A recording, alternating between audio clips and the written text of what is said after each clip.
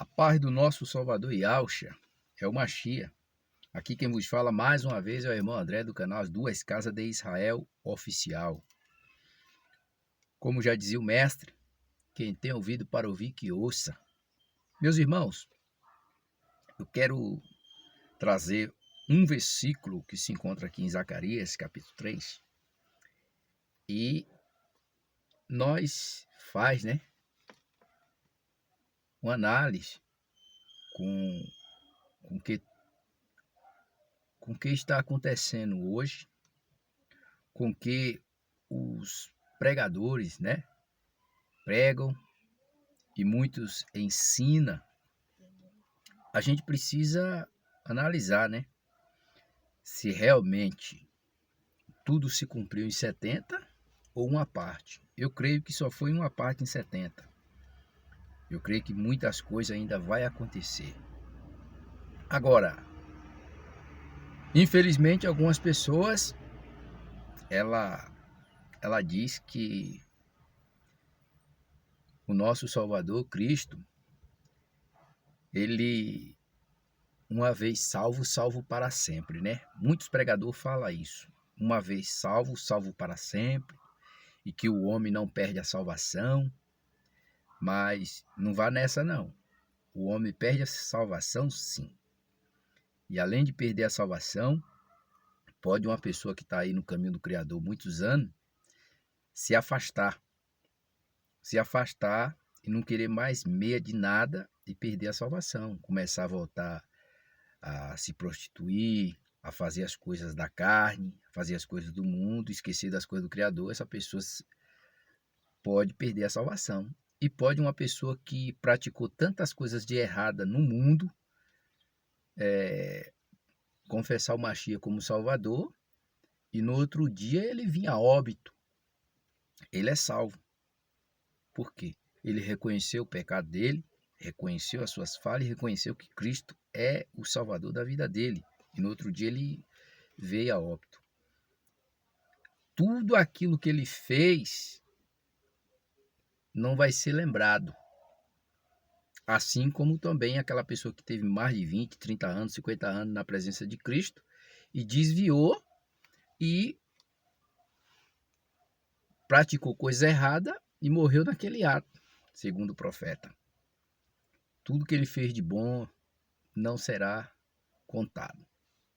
Então, é um texto, é um versículo, o texto é maravilhoso, de Zacarias 3, fala do sumo sacerdote Josué, a acusação do adversário e a justificação, pelo Criador. Esse texto é maravilhoso, mas eu quero ler só um versículo 9, que diz: porque eis aqui a pedra que pus diante de Josué, sobre esta única pedra, ou essa pedra única, estão 7 olhos, eis que eu esculpirei a sua escultura, diz o Senhor dos Exércitos, e tirarei a iniquidade desta terra num dia. Quando nós explicamos esse versículo para uma pessoa, ou para algumas pessoas que querem se justificar, eles dizem: irmão André, essa terra aqui que está falando é a terra de Israel. Irmão André, essa profecia aqui é para Israel. É para Israel. Aí eu fico só observando e eu chego para ele e falo assim: vem cá. Então, se é para Israel, eu te pergunto, se cumpriu ou não cumpriu? Aí ele começa a gaguejar, não consegue me responder. Por quê? Porque se eles disser, isso aqui já se cumpriu, o maior orgulho gay do mundo é Israel. Israel está apostata do Criador. As maiores raves do mundo é em Israel. Então eles ficam sem me dar a resposta, porque eles não conseguem contra a verdade. Entendeu? Então essa profecia aqui, ela não é especificamente para a terra de Israel. Engloba também Israel. Essa profecia aqui é para o mundo. Por quê? Essa pedra aqui, a qual está falando, é o Machia. Esses sete olhos aqui é os 7 espíritos do Criador. Os 7 espíritos do Criador. Então, essa profecia aqui, o sumo sacerdote aqui, representa o Machia. Representa o Machia. E aqui a gente mostra que o próprio Criador está dizendo, né, que vai tirar o pecado desta terra em um único dia. Irmãos, não sou melhor do que ninguém, estou sujeito a erros e acertos. E todos os seres humanos é falho. Mas eu só consigo enxergar o pecado da terra tirado em um único dia, só na segunda vinda de Cristo. Só na segunda vinda de Cristo. Por quê? Porque na segunda vinda de Cristo, segundo as Escrituras, a besta e o falso profeta é lançado vivo no lago de fogo.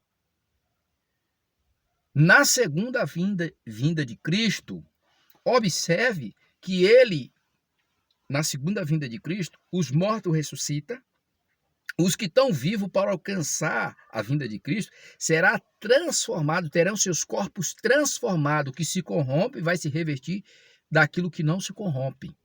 Do mesmo jeito que trouxemos a imagem do terreno, vamos ter a imagem do qual? Do celestial. Então, o pecado será tirado da terra em um único dia. É quando a morte for tragada. A morte for tragada, como está lá em 1 Coríntios. Onde está lá em 1 Coríntios, capítulo 15, versículo 54. E quando isso que é corruptível se revestir de incorruptibilidade, isso que é mortal se revestir de imortalidade, então cumpre-se a palavra que está escrita: tragada foi a morte na vitória. Tragada foi a morte na vitória. Aí a morte perdeu. Onde está a morte, o teu aguilhão? Onde está o inferno, a tua vitória? O aguilhão da morte é o quê? O pecado. E a força do pecado, a lei. Ora, o aguilhão da morte é o pecado e a força do pecado, a lei. Aí se cumpre uma palavra que está escrita em Daniel, capítulo 9. Olha o que está escrito em Daniel, capítulo 9. Infelizmente, algumas pessoas não atentam para isso e outras questionam. Outras questionam de forma que não tem lógica questionar. Ah, isso aí já se cumpriu. Como que já se cumpriu? Se cumpriu uma parte. Daniel capítulo 9, versículo 24, olha o que diz: 70 semanas estão determinadas sobre o teu povo, sobre a tua santa cidade. Agora, para extinguir a transgressão, dar fim aos pecados, para expiar a iniquidade e trazer justiça eterna, selar a visão, a profecia e para ungir o santo dos santos. Espera aí. Aqui, especificamente, esse versículo 24, está falando especificamente para o povo de Daniel. Para o povo de Daniel. Mas o povo de Daniel, a gente sabe que engloba judeus e gentios. Por quê? Porque o reino foi dividido. Eu canso de explicar isso. O reino foi dividido. Então, se o reino for dividido, o povo de Daniel representa reino do norte e reino do sul. Representa reino do norte. Reino do norte, né? Que tem ali um gentio como cabeça da cidade lá de Samaria, e o reino do sul como Judá, como o filho de Salomão e o seu servo, Jeroboão, né? E Roboão. A gente vê reino do norte e reino do sul. Então o povo de Daniel também está incluído nas 10 tribos que ficou com gentio. Também é o povo de Daniel, descende de Jacó. E isso, Benjamim e Judá também descende, povo de Daniel. Então aqui não está falando especificamente para Jerusalém, mas está também falando para o mundo. Por quê? Observe, 70 semanas estão determinadas sobre o teu povo, sobre a tua santa cidade, Jerusalém, para extinguir as transgressões, dar fim ao pecado, para expiar a iniquidade e trazer justiça eterna. Peraí.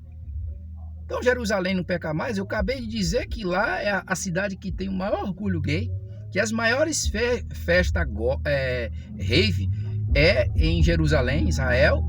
As maiores coisas terríveis é naquele país. Lá em Apocalipse 11, trata aonde o seu Senhor foi crucificado de Sodoma e Egito, né? Se não me faz da memória, Sodoma e Egito. Por quê? Olha a situação que está a cidade de Jerusalém, o povo de Israel. Então esse texto aqui está deixando bem claro, né, que as transgressões dá fim ao pecado para expiar a iniquidade e trazer justiça eterna. Isso quer dizer o quê? Isso quer dizer que vai acontecer num único dia. Qual é o dia? É o que Zacarias 3:9 fala. Tirarei o pecado dessa terra em um único dia. Por quê? Porque aqui vai dizer claramente, no 26, né? Depois das 62 semanas será tirado o Messias e não será mais. E o povo do príncipe que há de vir destruirá a cidade, o santuário, e o seu fim será como uma inundação. Até o fim haverá guerra. Estão determinadas as assolações. Tá vendo? Depois das 62 semanas é a semana 63, então ficou uma semana. Essa uma semana é a profética.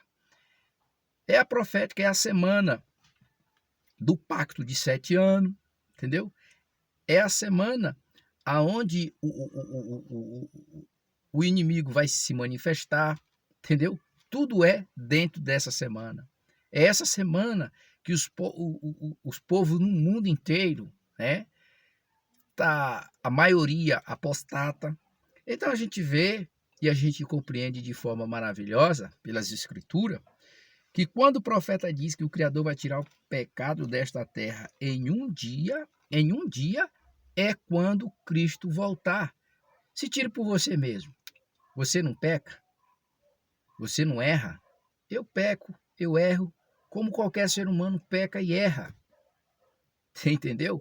Só que, infelizmente, a gente reconhece os nossos erros, as nossas falhas, os nossos fracassos, as nossas fragilidades, e a gente vai suplicar a compaixão ao Criador, né? Através do Mashiach. Através do Mashiach. Mas tem pessoas que ela causa comissões nos ouvidos para não ouvir a verdade, porque lá em João 17:17 diz: santificai-o na verdade. A tua palavra é a verdade. E 1 Timóteo capítulo 4, versículo 5 diz que pela oração e pela palavra é santificado. Lá em João capítulo 15, se não me falha da memória, João capítulo 15, versículo 3, o próprio Mashiach diz: vós já está limpo pela palavra que tenho falado. Vós já está limpo pela palavra que tenho falado. Então, essa palavra, Timóteo 4:5, pela oração e pela palavra é santificado, é aí que a gente consegue entender, né? Entender que somos seres humanos que erram, mas através da nossa oração, da leitura da palavra e ouvir a palavra, a gente consegue essa bênção da parte do Criador.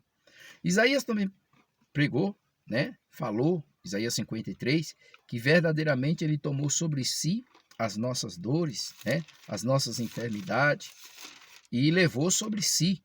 Mas aqui, em Isaías, observe que o versículo 4, Isaías 53, 4,